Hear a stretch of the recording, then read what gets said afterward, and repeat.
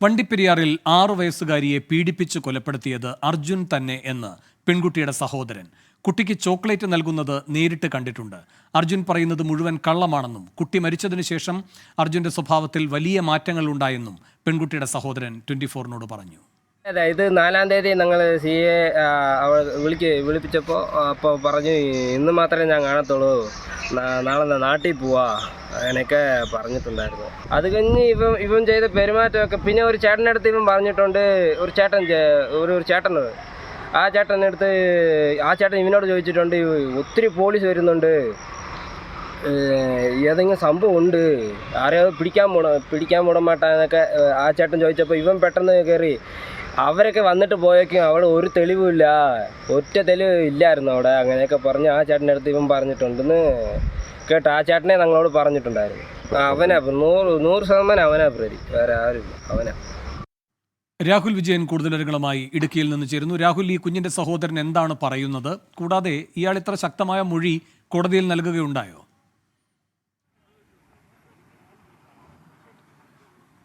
വേണു, ഇതേ മൊഴി ഈ പെൺകുട്ടിയുടെ സഹോദരൻ കോടതിയിൽ നൽകുകയും ചെയ്തിട്ടുള്ളതാണ്. മാത്രമല്ല, ഈ പ്രതിയെ വെറുതെ വിട്ട കോടതി വിധിക്കെതിരെ വലിയ തരത്തിലുള്ളൊരു വിമർശനവും ഈ പെൺകുട്ടിയുടെ സഹോദരന്റെ ഭാഗത്തു നിന്നുണ്ടായി എന്നുള്ളതാണ് ഏറ്റവും പ്രധാനപ്പെട്ട കാര്യം.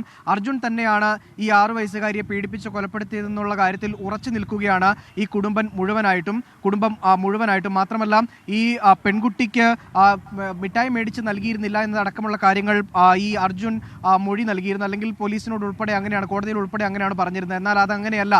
ഈ സഹോദരൻ നേരിട്ട് കണ്ടിട്ടുള്ളതാണ്, മഞ്ജു ഉൾപ്പെടെ മേടിച്ചു കൊടുക്കുന്നത് നേരിട്ട് കണ്ടിട്ടുള്ളതാണ്. മാത്രമല്ല, ഈ പെൺകുട്ടിയുടെ മരണത്തിന് ശേഷം അർജുനിൽ വലിയ തരത്തിലുള്ള മാറ്റങ്ങളുണ്ടായി, പേടിച്ചിരുന്നു എന്നതടക്കമുള്ള കാര്യങ്ങൾ പറഞ്ഞിരുന്നു. മാത്രമല്ല, ഈ പെൺകുട്ടിയുടെ ശരീരത്തിൽ നിന്നും കൈവിരലിൻ്റെ നഖത്തിൻ്റെ ഇടയിൽ നിന്ന് മുടി ഉൾപ്പെടെ കിട്ടുന്നൊരു സാഹചര്യമുണ്ടായി.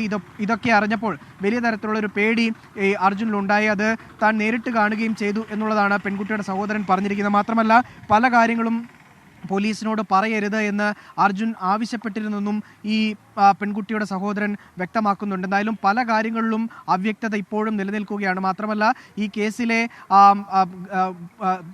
പ്രതിയുടെ വിധി വെറുതെ വിട്ട് വിധി റദ്ദ് ചെയ്യണമെന്നാവശ്യപ്പെട്ടുകൊണ്ടുള്ള സ്വകാര്യ ഹർജി ഈ പെൺകുട്ടിയുടെ കുടുംബം ഉടൻ തന്നെ കോടതിയിൽ നൽകുകയും ചെയ്യുന്നുണ്ട്.